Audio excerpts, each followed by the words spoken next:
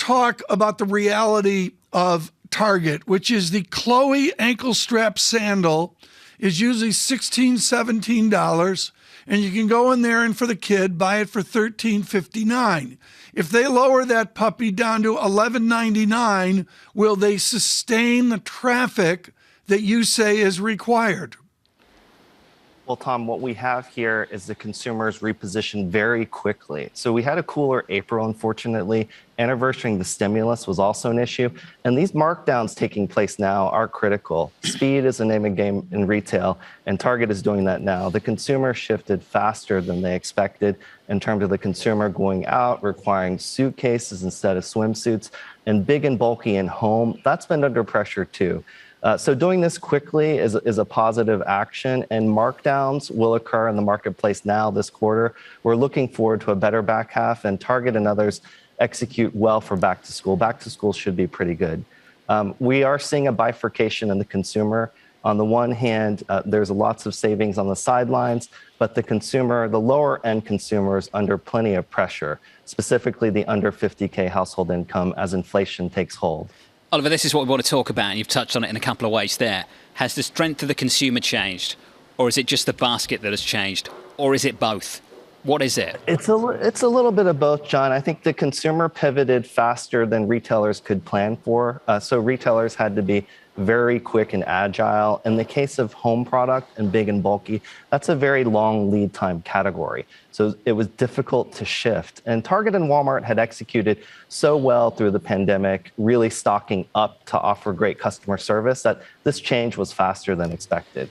What's really next? We still see a very strong luxury consumer. We also think a consumer focused on value, such as Planet Fitness, Grocery Outlet. Those are great ideas. And then, Tom, as we think in themes, our second major theme is health, wellness, and beauty. As you know, we like Ulta a lot. And then thirdly, digital platforms like Revolve. It was nice of you to mention Tom when you started talking about health and beauty there, Oliver, and not me. Yeah. Thank you, Oliver. Let's talk about Target a little bit more. Yeah. And I want to talk about whether we should write down the quarter or write down the year. We touched on this a little bit earlier this morning. The stock's down 7.8%, but that's about the pain in the quarter.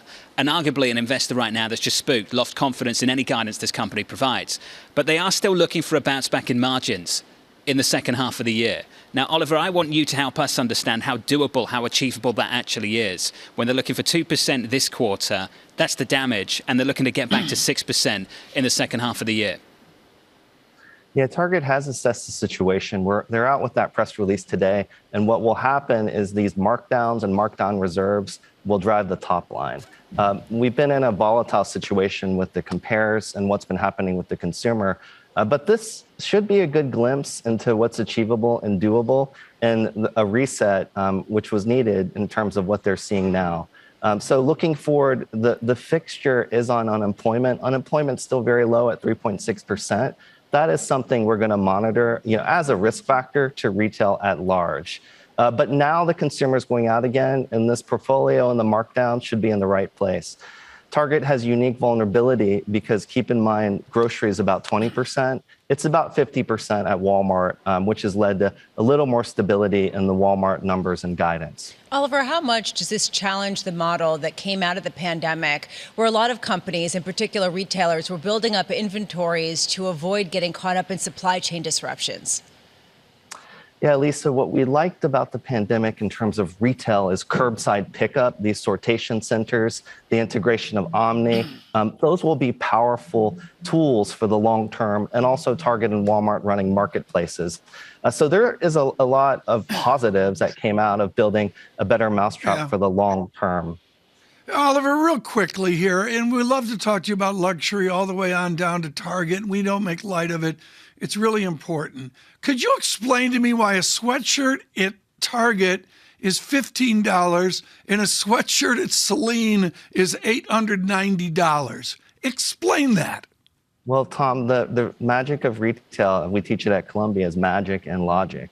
Luxury goods really has a lot of emotional components that go into the good. And retail is about a willingness to pay model when it comes to apparel. What we also see happening is re-commerce and this move to sustainability. I'm here in Europe.